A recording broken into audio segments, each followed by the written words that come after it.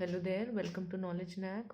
Acids, bases and salts का जो back questions हैं एनसीईआरटी के, आज उसकी सॉल्यूशन मैं आपको बताने वाली हूँ। तो स्टार्ट करते हैं। Question number 8 says, why do acids not show acidic behaviour in the absence of water. Acids जो हैं पानी की एब्सेंस में एसिडिक बिहेवियर शो नहीं करते, इसका रीज़न क्या है। अब देखिए, ये क्वेश्चन इस चैप्टर का one of the most important questions है। जनरली हर साल बोर्ड के पेपर्स में ये क्वेश्चन पूछा जाता है, तो आप इसको बहुत अच्छे से तैयार कर लीजिए। तो देखते हैं इसका आंसर क्या है। First point, the acidic behaviour of acids is due to the presence of hydrogen ions H+ ions in them. देखिए, एसिड्स का जो एसिडिक बिहेवियर है वो इस वजह से है कि उनके अंदर हाइड्रोजन आयंस प्रेजेंट है। Second point, the acids produce hydrogen ions only in the presence of water. देखिए, ये कंडीशन है कि एसिड्स के अंदर H+ आयंस सिर्फ तभी बन सकते हैं जब पानी की प्रेजेंस हो। तो लास्ट में हम लिख देंगे, so in the absence of water a substance will not form H+ ions and hence will not show its acidic behaviour. इसका मतलब कि पानी नहीं होगा, पानी एब्सेंट होगा तो हाइड्रोजन आयंस नहीं फॉर्म होंगे, और जब तक हाइड्रोजन आयंस नहीं फॉर्म होंगे एसिड अपना एसिडिक बिहेवियर शो भी नहीं करेगा। नेक्स्ट क्वेश्चन है question number 9। 5 solutions A, B, C, D and E when tested with universal indicator showed pH as 4, 1, 11, 7 and 9 respectively. Which solution is first part neutral, then strongly alkaline, strongly acidic, weakly acidic and weakly alkaline? तो देखिए, इस question को solve करने के लिए सबसे पहले हम pH स्केल बना लेंगे। देखिए, इस तरह से हमारा पीएच स्केल होता है, आप जानते हैं। जो सेंटर में हमारे पास नंबर है 7, वो होता है न्यूट्रल। और 7 देखिए यहाँ पर अगर मैं मार्क करूं तो डी के लिए 7 आ रहा है पीएच, तो इसलिए न्यूट्रल सॉल्यूशन जो है हमारा वो हुआ डी, सॉल्यूशन डी। देखिए, पीएच के लिए मैंने अपनी एक अलग से वीडियो बनाई है, अगर आप इसको डिटेल में समझना चाहते हैं तो आप उस वीडियो को रेफर कर सकते हैं। नेक्स्ट हमें बताना है स्ट्रांगली एल्केलाइन। देखिए, हमें पता है सेंटर में जो सॉल्यूशन पीएच शो करता है यानी कि 7, वो होता है न्यूट्रल। राइट साइड में होते हैं हमारे एल्केलाइन, और राइट साइड जाते हुए हमारा एल्केलाइन नेचर इंक्रीज करता है, एल्केलाइन नेचर इंक्रीज कर रहा है। तो हमारे पास एल्केलाइन जो सॉल्यूशंस हैं वो 2 गिवन है, एक 11 और एक 9, यानी कि एक ये और एक ये।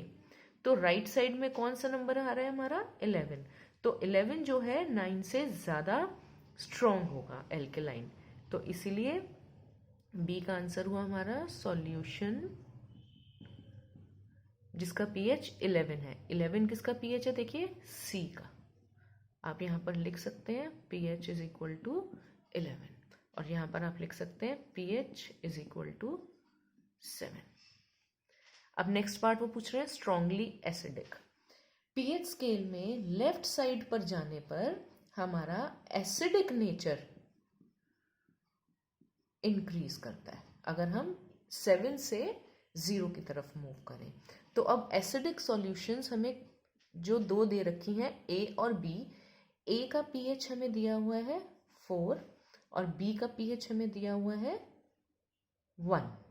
तो अगर हम देखें 1 जो है 4 की लेफ्ट में है, इसलिए जो सॉल्यूशन 1 पीएच वाली है वो ज़्यादा स्ट्रांगली एसिडिक होगी, और 1 पीएच किसका है हमारा सॉल्यूशन बी का।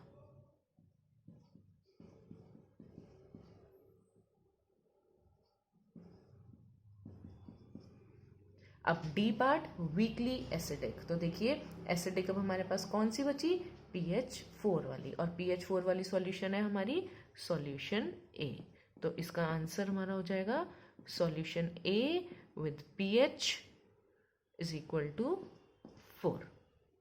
अब last part, weakly alkaline. Alkaline में हमारे पास दो सॉल्यूशंस थी, pH 9 और pH 11। 11 राइट साइड में था इसलिए वो स्ट्रांगली एल्केलाइन था। 9 जो है 11 की लेफ्ट में है, इसीलिए जो 9 pH वाली सॉल्यूशन है यानी कि सॉल्यूशन E, जिसका pH है हमारे पास 9, वो हो गई वीकली एल्केलाइन। आप देखिए इस क्वेश्चन को सॉल्व करने के लिए आप पहले यहाँ पर भी लिख सकते हैं जिससे आपको इजी हो जाए। A का pH था 4, आप यहाँ लिख सकते हैं A। B का pH था 1, आप यहाँ लिख सकते हैं B। इस तरह से C का pH था 11, यहाँ लिख देंगे हम। D का pH है 7, E का pH है 9। तो इस तरह से आप लिख सकते हैं और फिर आप देख सकते हैं 7 न्यूट्रल, E और C एल्केलाइन, A और B acidic. C right most side पर है इसलिए C जो है मोस्ट एल्केलाइन या स्ट्रांगली एल्केलाइन हुआ, E वीकली एल्केलाइन हुआ। इसी तरह से B और A लेफ्ट साइड में है, B लेफ्ट मोस्ट साइड में है इसलिए 1 pH है उसका, इसलिए B सॉल्यूशन स्ट्रांगली एसिडिक हुआ और A सॉल्यूशन वीकली एसिडिक हुआ। तो इस तरह से हम इस क्वेश्चन को परफॉर्म कर सकते हैं। अब इसका एक पार्ट और है, arrange the pH in increasing order of hydrogen ion concentration. तो इसके लिए भी हम पहले pH स्केल बना लेंगे, ठीक वैसे ही जैसे हमने पहले बनाया था। तो अब देखिए, अब वो कह रहे हैं कि increasing order of hydrogen ion concentration. Hydrogen ion concentration जो है हमारी लेफ्ट साइड पर आने पर बढ़ती है, इंक्रीजिंग H+ कॉन्सेंट्रेशन। अगर हम राइट साइड मूव करते हैं तो हमारी OH- की कंसेंट्रेशन बढ़ती है। तो सीधा सीधा सा आंसर हो गया, B सॉल्यूशन में सबसे ज़्यादा H+ कॉन्सेंट्रेशन होगी, फिर उसके बाद A में, फिर D में, E में और C में सबसे कम। तो सबसे ज़्यादा कंसेंट्रेशन जो है H+ आयंस की B में है और सबसे कम है हमारी C में। आप साइन पे ध्यान दीजिए, अगर आप C इधर लिखेंगे तो आप इसको इस तरह से लिख सकते हैं, CEDAB।